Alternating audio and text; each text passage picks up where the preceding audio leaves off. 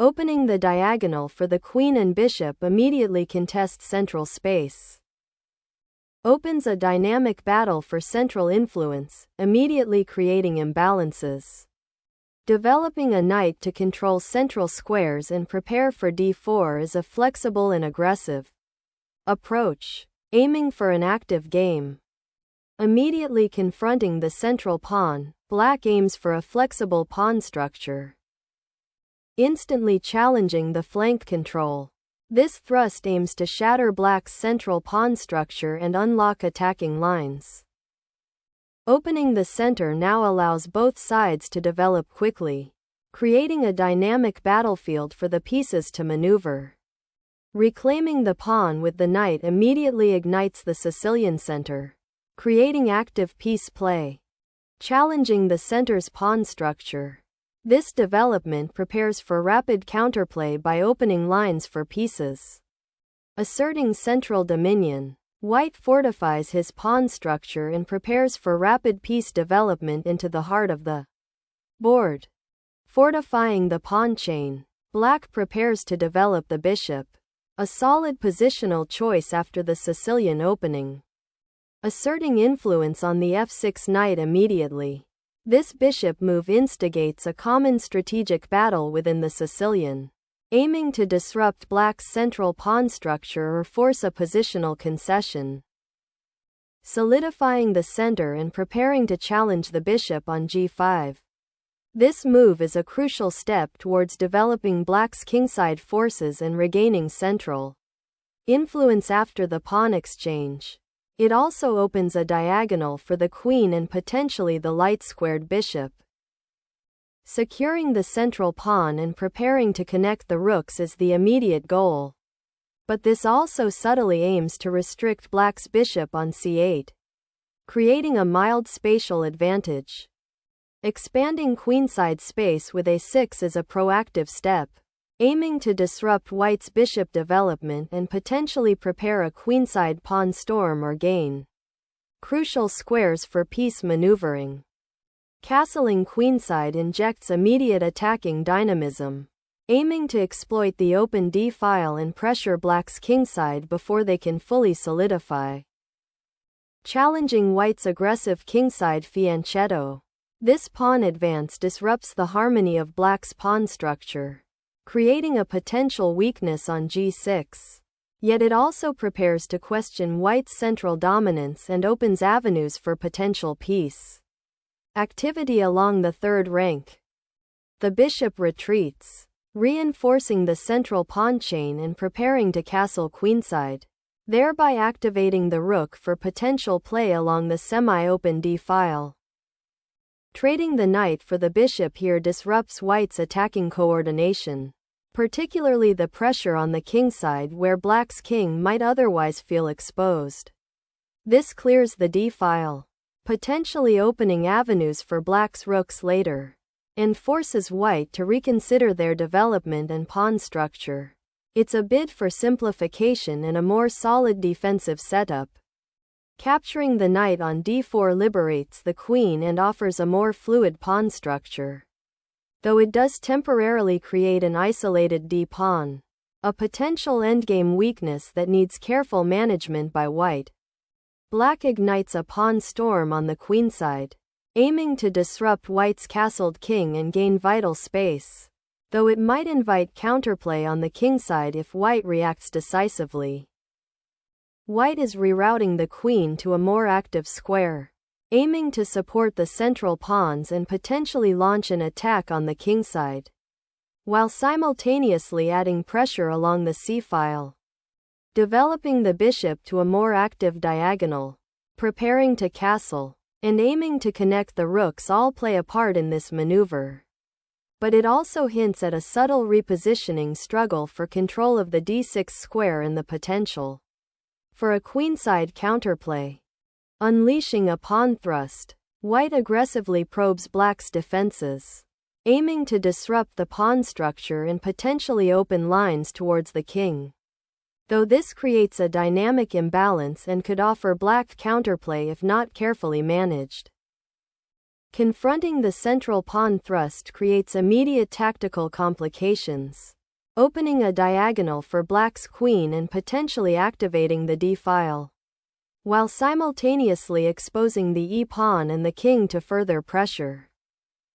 Unleashing the queen here immediately targets the potentially exposed black king and opens aggressive lines, though it also leaves the queen somewhat vulnerable to a swift counterattack.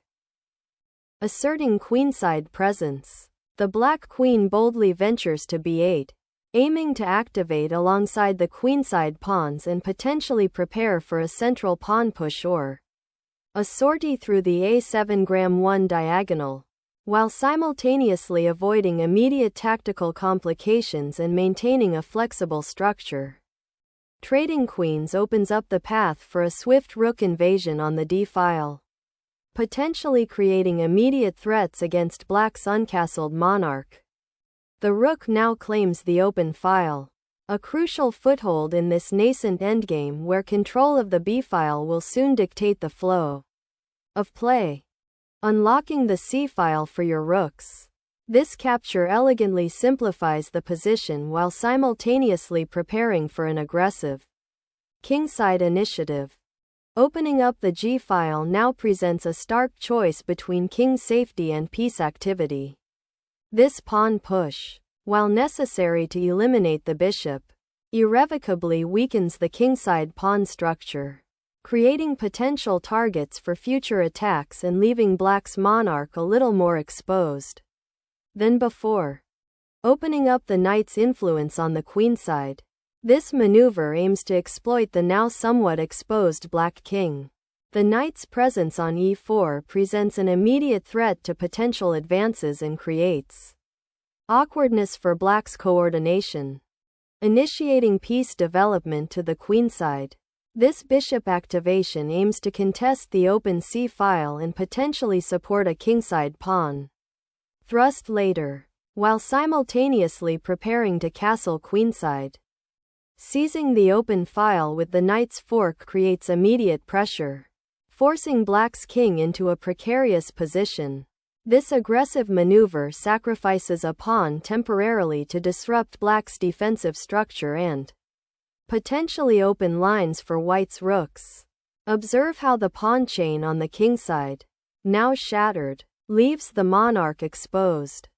The king's flight to safety on e7, while seemingly the only option to avoid immediate disaster from the knight's discovered attack, fundamentally compromises black's pawn structure and king's safety, creating permanent weaknesses that white will relentlessly exploit in the ensuing middle game. A precarious king now faces increased pressure as the knight embarks on an aggressive hunt towards the kingside, aiming to exploit the weakened pawn structure and potentially force concessions. Unleashing the rook onto the g-file immediately applies pressure, forcing white to acknowledge the rook's presence and potentially disrupting their king's defenses. This proactive activation seeks to exploit the semi-open g-file and create counterplay where there previously was little. The idea is to make white's pieces work harder to defend their castled king, which now sits somewhat exposed. By bringing the rook into the game aggressively, black aims to complicate the position and avoid passively accepting white's spatial advantage. It's a dynamic choice, prioritizing active defense and the creation of immediate threats over a more measured development. Fortifying the king's sanctuary becomes paramount with this pawn advance, offering the monarch a vital escape square and anticipating potential pawn pushes from the opponent's encroaching pieces. Gaining a file for the rook, albeit a semi-open one, is the clear aspiration, but this maneuver brings the king a step closer to potential skirmishes. Repositioning the knight to the edge for a potential sortie along the kingside. This maneuver signals a desire to exploit the open g-file and pressure black's now exposed monarch. The knight's former central presence, though strong, was somewhat passive against the anchored bishop pair. Now, It aims to become a more active participant in the imminent kingside assault, potentially supporting a pawn advance or creating new tactical threats. Unlocking the h-file for potential counterplay. This pawn thrust aims to disrupt white's knight on f4 and open lines for black's rook, hinting at a late-game struggle where pawn structure dictates fate. Heralding a push along the kingside. This pawn advance seeks to dislodge the aggressive rook and potentially open lines for white's own forces, though it does create a permanent weakness on g3. Reclaiming central space and aiming to activate the rooks along the open file is the immediate goal. After that, pawn sacrifice. But be mindful of the potential for knight maneuvers to isolate that advanced pawn.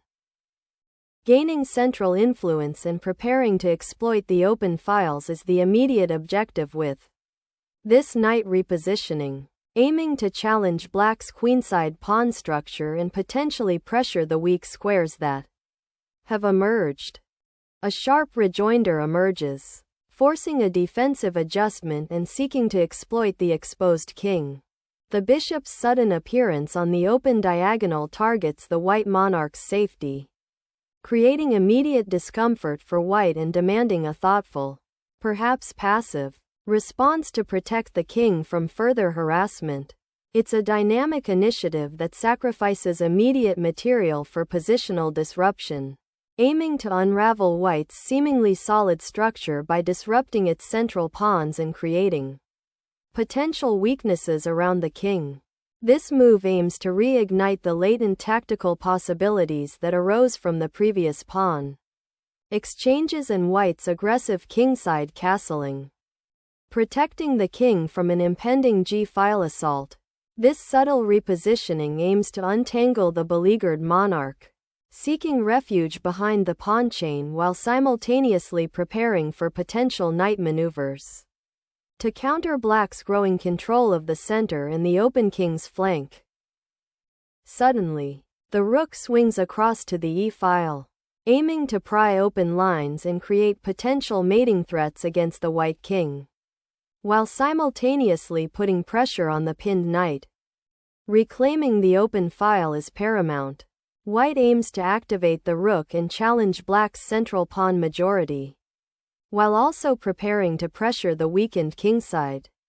Grasping the initiative, black maneuvers their rook to eye the vulnerable king on the open 8th rank, preparing to exploit white's weakened kingside pawn structure and potential king safety issues in the ensuing middle game.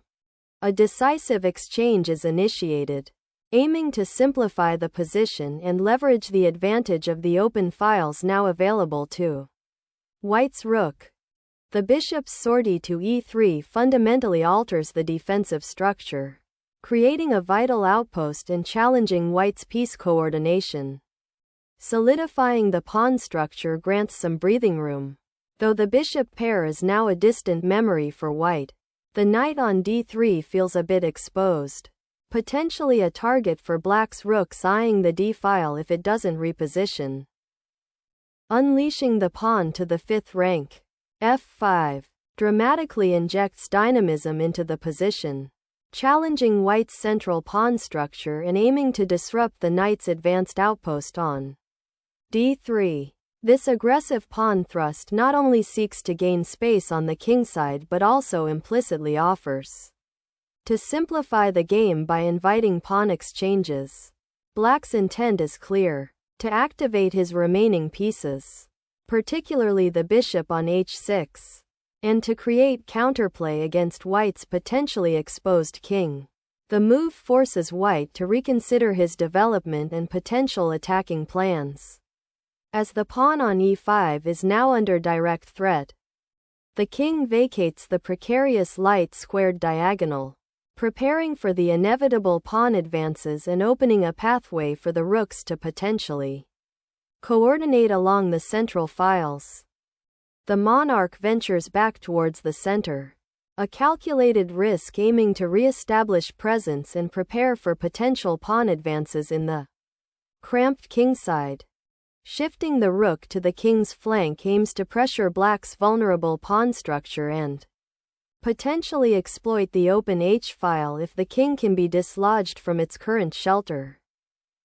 The pawn thrust forward aims to disrupt white's knight coordination and potentially create a passed pawn down the g-file, but it prematurely weakens the kingside further and sacrifices valuable tempo, leaving the black king feeling quite exposed in the center.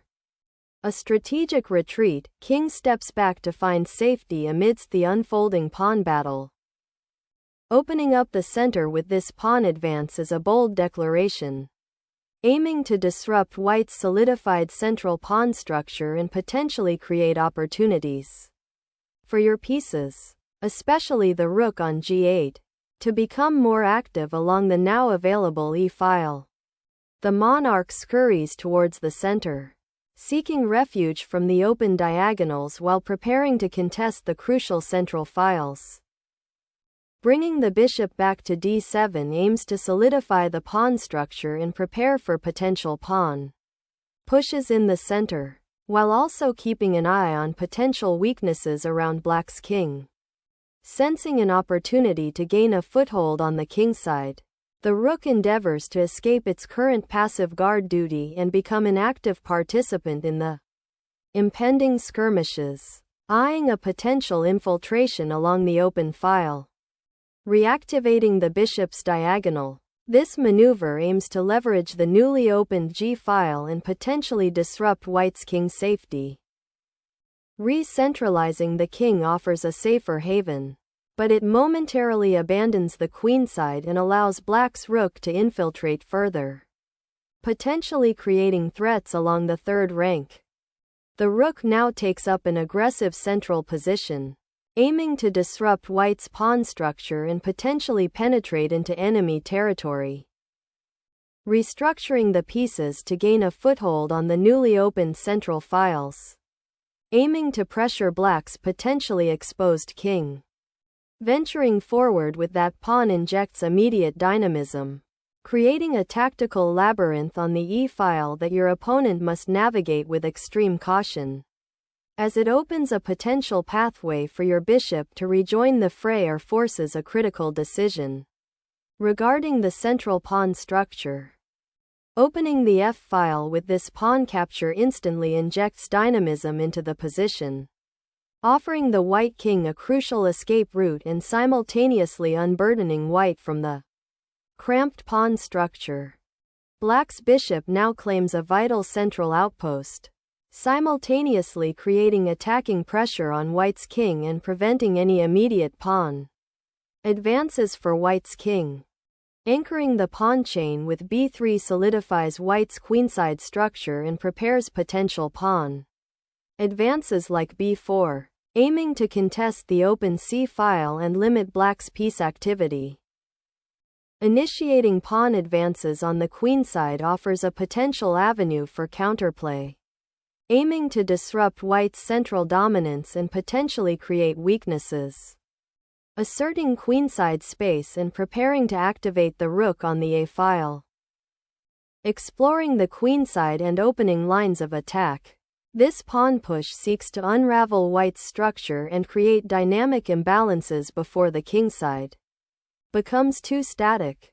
Opening the file for your rook finally grants white a concrete attacking avenue after a period of maneuvering, potentially disrupting black's pawn structure and creating imbalances. Opening up the a-file provides a critical escape route for your rook and simultaneously challenges white's pawn structure on the queenside, creating dynamic possibilities for counterplay. Capturing the pawn opens up the c-file, creating an immediate dynamic for attacking white's still somewhat exposed king and potentially developing threats along that open column. Seizing the open file. This rook sortie immediately challenges white's vulnerable king, aiming to disrupt its defensive setup and potentially create mating threats or force concessions. Securing your monarch from the immediate onslaught of the rook and bishop battery offers breathing room, preventing a forced material loss and allowing for a reassessment of your defensive structure now that the queen is no longer a factor in the open files. A well-timed check that forces the white king to move again, exposing it and potentially disrupting white's pawn structure further. The king's relocation here, while seemingly a defensive measure against the active bishop, sacrifices crucial tempo and allows black's rook to solidify its central presence. The rook's arrival on the open A file immediately challenges white's precarious king safety, demanding immediate attention as it aims to disrupt the pawn structure and create threats along the queenside. King repositioning begins as white seeks a more central outpost to bolster the defense and potentially launch a counter-offensive, acknowledging the immediate threats and the critical importance of king safety in this complex middle game.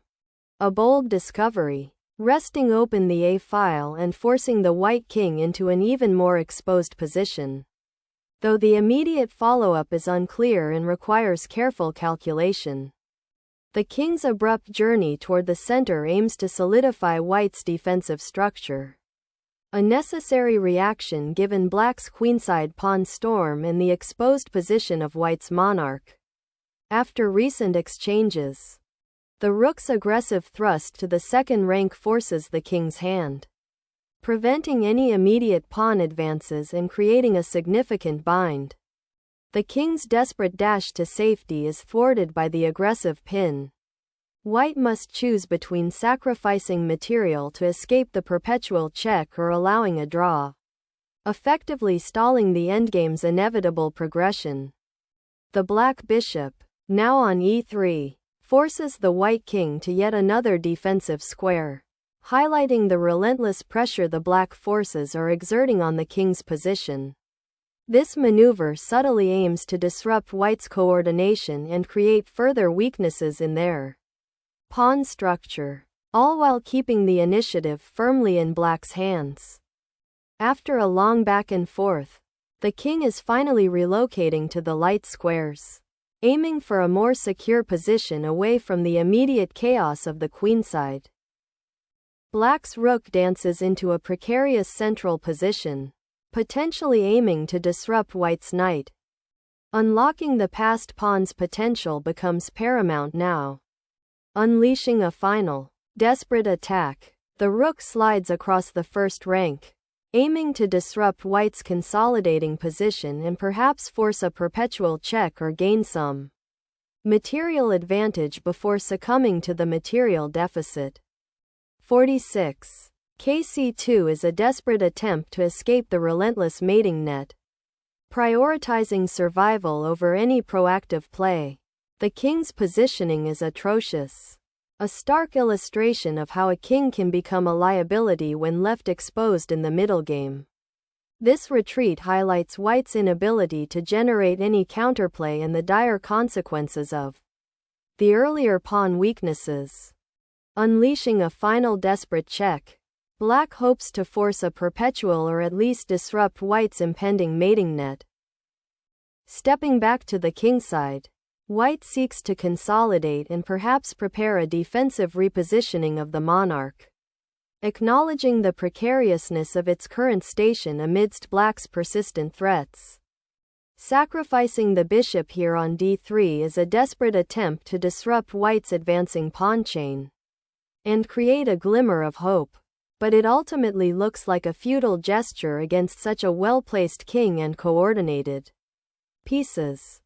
Unleashing the pawn chain's potential. This advance aims to break open the queenside and disrupt black's bishop coordination. The rook's sacrifice, while capturing the pawn, throws away the last vestige of material advantage and abandons the vital passed d-pawn, ultimately gifting white a crushing initiative. The pawn advances, a determined spearhead seeking to disrupt black's pawn structure and potentially become a runaway threat on the queenside. The immediate threat to the white king, exposed on the light squares after castling queenside and subsequent exchanges, is now amplified by the repositioning of the bishop. Your king's desperate scramble for safety is momentarily stalled as it dances into a perilous diagonal. A risky maneuver in this late stage where every tempo counts and enemy pieces are poised to exploit any weakness. A fascinating bishop retreat that aims to redeploy the piece to a more active square after its temporary exile on d3. This repositioning acknowledges the pawn structure's fluidity and seeks to rejoin the fray, potentially eyeing weakened squares on the kingside or bolstering the queenside defense, depending on white's next strategic thrust.